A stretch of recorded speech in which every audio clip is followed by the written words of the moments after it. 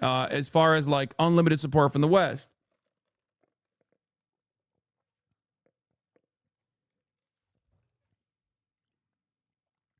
Do you see what that pig kid starver said? Earlier this morning. Oh. They've been saying Iran is 2 seconds away from the nuclear bomb since like 1989. Okay, Benjamin Netanyahu is the guy who's been saying it. That's so crazy. Like even the actors are the same. Here, let's look at this slave. The United States and Israel struck targets in Iran. Iran has since launched indiscriminate strikes across the region. I know the British people and communities across our country will be deeply concerned about what this means for security and stability and for the fate of innocent people across the region, which for so many of us includes friends and family members. So whilst the situation is evolving very quickly, I want to set out our response. The United Kingdom played no role in these strikes, but we have long been clear. The regime in Iran is utterly abhorrent. They have murdered thousands of their own people, brutally crushed dissent, and sought to destabilize the region, even in the United Kingdom. Like by the time he released this statement, we knew that America and Israel had blown up a school, okay? Like a little girl's school. Like when he says, oh, we must allow America and Israel to strike Iran and blow up schools because Iran is crushing dissent. Does that argument make sense to you? Does that argument make sense to you at all? By the way, I mean, it's just, again, slave, okay? Slave, cattle, slave. That's it. That's it. War criminal, cattle, slave, all of it. Also deeply unlikable and pathetic monster. But I just, look, I don't know where we go from here, okay? I think it's virtually impossible for people not to look at the situation and wake the fuck up to the reality that this is completely untenable, completely unacceptable. I don't know. I try to, because maybe I'm a little too invested in this stuff. Maybe I'm a little too knowledgeable on this stuff as well. And I know what the real reasons are as to why we're doing it. And the average person doesn't. And the average person's perspective when I have a conversation with them is like, does this mean Iran has a nuke? Is Iran going to nuke us? Is Iran going to bomb us? Like, it's important for you to go out and talk to your friends, talk to your neighbors, talk to your family, talk to your loved ones, and explain to them carefully exactly why this is happening. Okay? Exactly why this is happening. It has nothing to do with like security concerns. It has nothing to do with the Iranian population and its liberation. And the American government isn't even doing a decent enough job at presenting it as such, like lying. They're not even lying. They're not even offering us the dignity to lie to our fucking faces, right? They're not even doing that. They're just straight up saying, we're going to war. Maybe we're going to liberate the Iranian people. Who gives a shit? Whatever, you know? Who cares? Shut the fuck up. It's for oil. It's for the military industrial complex. It's so that America and America broadly can control this entire region and have no sovereignty whatsoever in this region, because sovereignty in this region actually stops Israel from developing the greater Israeli project, taking over territory in Lebanon, taking over sovereign soil in Syria, taking over maybe even pieces of Egypt and Saudi Arabia, right? That is the ambition for Israel separately. And the ambition for America is to let Israel do whatever the fuck it wants in the region, because they think this still aligns with their interests. And whoever dies in the process dies. It doesn't matter. Americans who die in the process, sorry, you died for the almighty dollar. You died for the petrodollar. You died for dollar hegemony. There's nothing you can do about it. Maybe we'll offer you a little medal at the end of that journey, you know, so your family can fucking cry and look at the medal and think, oh, you died you died a dignified death. Okay? When you go out there, many people in this community and elsewhere in the United States of America have joined the armed forces because they just simply want upward social mobility. They don't get it any other way. They have to sell their soul to the fucking Pentagon. They have to sell their soul to the United States Department of Defense because they think, oh, I'll just go there. I'll do one tour. It'll be fine. I'll come out of that. I'll get a fucking comms degree from my local university, my state university, and then I'll enter the same fucking dog shit job market that everyone else is suffering in with the hopes that I can have a job, with the hopes that I can maybe have a roof over my head and some upward social mobility. The best case scenario in this situation is you go out there, you get like maybe a little bit of PTSD, you come back, and you actually have a job until AI takes it away from you. Now you have to live with a lifetime of crippling mental illness, crippling PTSD.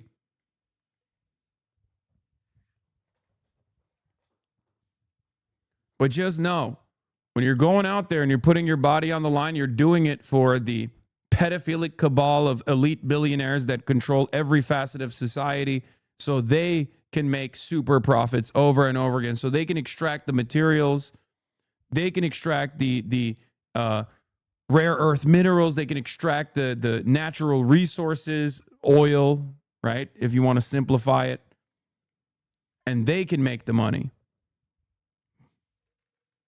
Yeah. In worst case scenario, they'll tell you your injuries are not service related. There's that too.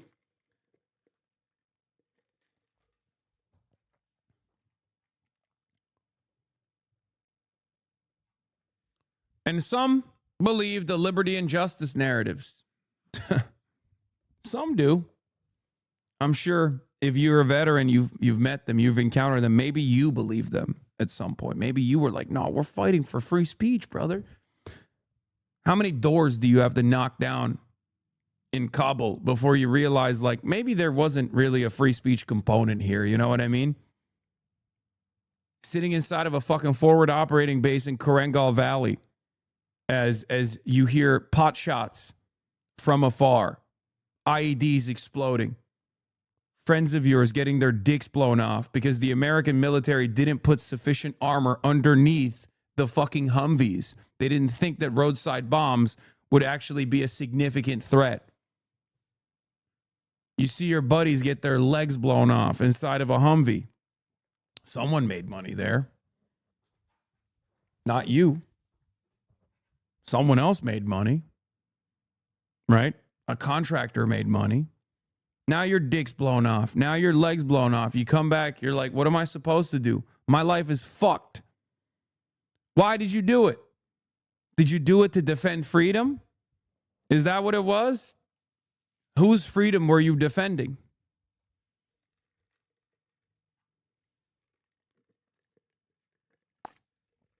I'm from PR. I served in the Middle East when Israel started war with Gaza. I've lost buddies, lost to the suicide too. I'm fucked up in the head. This shit's making it worse. I served because I was broke, Puerto Rico situation. Knowing I fucked up my body and mental for Israel is driving me insane. Okay, there is a fucking productive thing that you can do, for the record, which is organize. Get other like-minded individuals that have been in the same fucking conditions and ensure that no one else gets duped and suckered into the same predicament ever again. Okay? That's what you're supposed to do.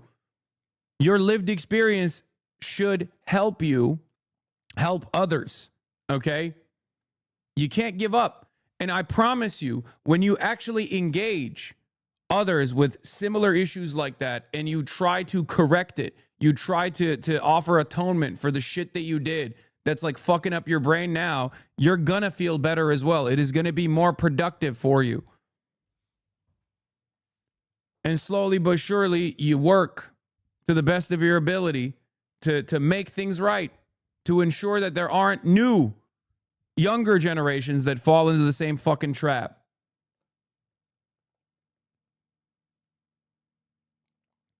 You're an outlier, but let's not largely. This community actually cares about the stories of veterans and our experiences, bro. Law 60% of the chat wants and wanted us dead from the top. Okay, calm down. I also go back and forth on this because it's just like I don't want to hear the fucking sob story every goddamn day either. Okay. And that's not true. Half of the community are already like either fucking veterans themselves. It's like, yes, half of the community is like, oh yeah, every veteran, every imperialist soldier deserves death. And then the other half is like, I was an imperial soldier. And I kind of agree with what the people are saying, but I also do feel kind of fucked up about what I had to do. So calm down, okay? I don't care about what you've done. I care about what you're doing now. Do you understand? I don't care about what you've done. I care about who you are as a person now. Your lived experience and the things that you've done should motivate you to do better. And as long as you're doing that, as long as you're trying to stop others from falling into the same trap that you fell into, as long as you use that lived experience to ensure that others don't, as long as you use the training in the future potentially, it's fine.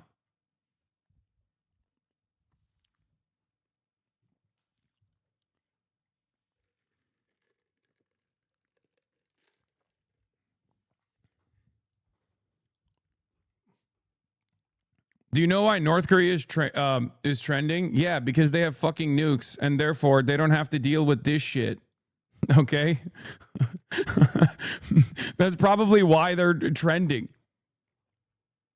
Like, motherfuckers will say, do nothing, win, but the reality is you have to do something. And that something is develop nukes. That's it. Nuclear sovereignty is the only way that you can exist as a nation in the periphery without American and sometimes Israeli intervention.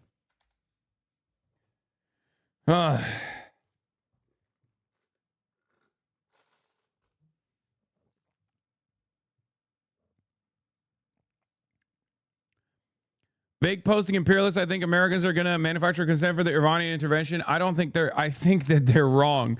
If they think they'll be able to get away with manufacturing consent for this, I suspect they're wrong. One, I think the propaganda apparatus has been crippled. I think the propaganda apparatus doesn't have the same motion it once did. Okay? I also don't think that the American government is even to justify or to manufacture consent. You don't even need it. You don't even fucking need it. What did Zoran say? Oh, God. Today's military strikes on Iran carried out by the United States and Israel mark a catastrophic escalation in illegal war of aggression, bombing cities, killing civilians, opening a new theater war. Americans do not want this. They do not want another war in pursuit of regime change. They want relief from the affordability crisis. They want peace. I'm focused on making sure every New Yorker is safe. I've been in contact with our police commissioner, emergency management officials. We are taking proactive steps, including increasing coordination across agencies and enhancing patrols of sensitive locations out of an abundance of caution.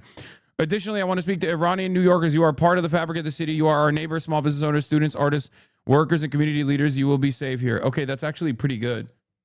Like, thank God. I thought he was gonna. Thank God. Thank fucking God. Okay, Jesus Christ. Imagine he was like, hey, now is not the time. Guys, I want to keep Israel in my heart. As Israel and America is blowing up little school children in Iran, I just want to say, please don't say anything that it might offend the sensibilities of those who are actually championing this death and destruction campaign at the best of Israel and the Epstein pedophilic cabal. That would be very unkind of you. And perhaps the only thing that we should care about, okay? AOC statements, the American people are once again dragged into a war they did not want by a president who does not care about the long-term consequences of his actions. This war is unlawful, it is unnecessary, and it will be catastrophic. Just this week, Iran and the United States were negotiating key measures that could have staved off war. The president walked away from these discussions and chose war instead. President Trump flippantly acknowledged the possibility of American casualties, stating, that often happens in war. Mr. President, this was not an inevitability. This is a deliberate choice of aggression when diplomacy and security were within reach. Stop lying to the American people. Oh, yeah, I'm going to talk about Israel doing Israel shit again. They struck an opposition figure that was under house arrest. Luckily, he's still alive, but that's crazy. Anyway.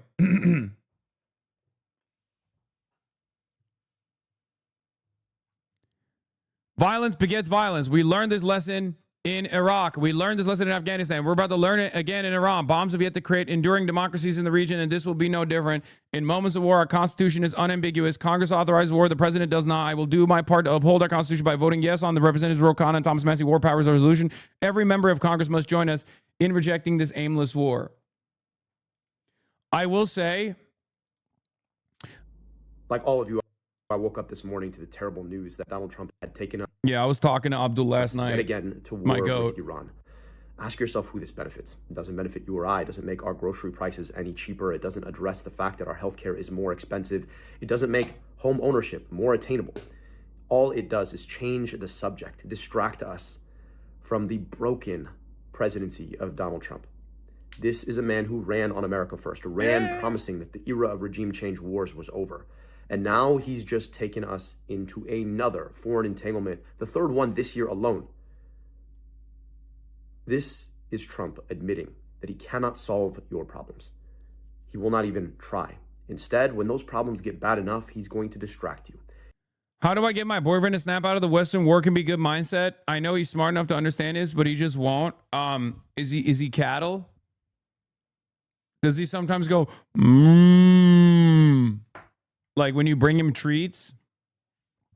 Do you sometimes smack him in the ass and he just gets really excited and runs away, runs off into the distance, galloping around? Does he go, because you might not have a boyfriend. You just have livestock at that point. I'm just saying. Okay. How do I get my boyfriend to snap out of the Western work and be good mindset? Okay. Are you dating a Lockheed Martin executive? Are you dating Mr. John Boeing? Ask him these questions. Ask your boyfriend, are you Mike Huckabee? Because if you're not any of those things, it's not beneficial for you, right? It's not beneficial for you at all. Especially if you grew up in a rural area. He might literally be a cattle. He might literally be livestock. But if you grew up in a rural area, ask him, hey, don't you think it's fucked up that you don't have a rural hospital? Like the last time you guys had like a healthcare professional in this region was 35 years ago. And businesses have completely pulled out of this area. Everyone is poor as fuck. But it seems like there's always money in the bank to go to war overseas. Does that do anything for you? Does that do anything positive for you? Does that make you feel good? Why does that make you feel good? If it does. You know? These are the questions you can ask your loved ones. These are the questions you can ask your loved ones. Ask them. How does this work for your best interest? Because there's obviously a non-selfish argument to make, one that revolves around solidarity across the board, one that one that recognizes the dignity and humanity of those who are being slain by the Amer-Israeli Empire. But if people can't comprehend that, there's not really any good arguments to constantly engage in this endless warfare anyway. There's not really a lot of great arguments at all, as a matter of fact. I mean, fucking even the veterans that go out there recognize it.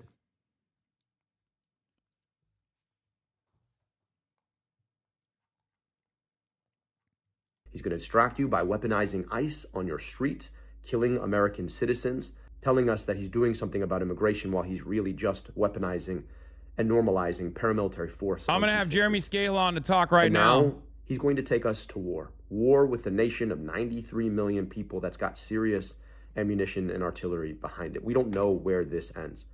But what this is normalizing a chaos because he can't actually deal with the problems in your life. This is an illegal war. There is no justification for it. He didn't even try to justify it to Congress. He had every opportunity in his State of the Union. He didn't. He's not trying to justify it to the international community because, again, there is no justification. Who benefits from this? How many American women and men are going to get broken over wars we never should have fought? How much of our time and our treasure is going to be spent shedding blood rather than saving lives here at home? This is definitely different. Kamala's out with a statement. Shut the fuck up. Donald Trump is dragging the United States into a war the American people do not want.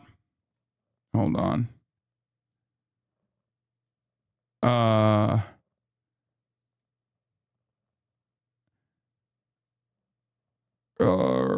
Let me be clear. Let me be clear. Let me be clear.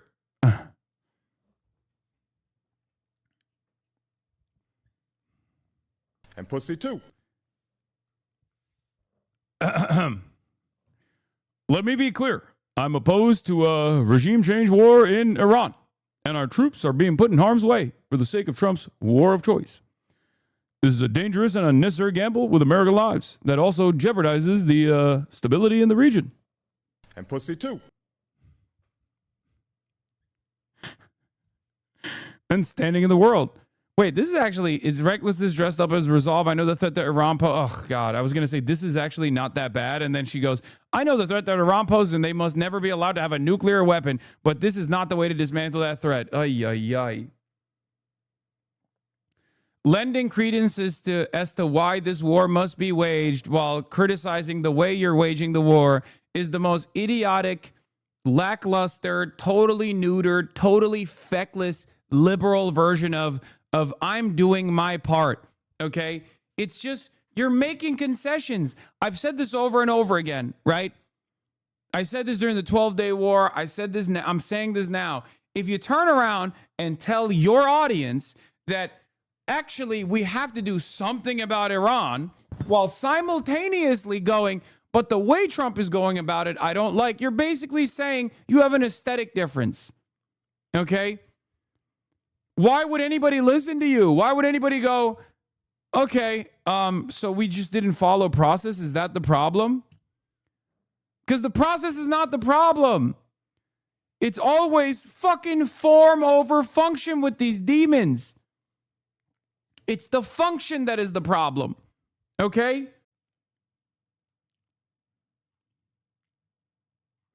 Are you live on YouTube? I can't find your stream. I am live on YouTube, yes. Today's military strikes by the United States and Israel mark a catastrophic escalation in an illegal act of war, of aggression. Bombing cities, killing civilians, opening up a new theater of war. Americans do not want this. Americans do not want another war in pursuit of regime change. We want an answer to the affordability crisis. We want peace. Now, I may be a young mayor, but I am old enough to remember the devastating consequences of our country's pursuit of regime change in this same region not that many years ago. Now, my focus is on keeping New Yorkers safe. I've been in close contact with our police commissioner and emergency management officials. We are increasing agency coordination as well as patrols of sensitive locations out of an abundance of caution. And additionally, I want to speak directly to Iranian New Yorkers. You are a part of the fabric of this city. You are our students, our artists, our small business owners, our neighbors, our community leaders. You will be safe here. Okay. You kind of actually.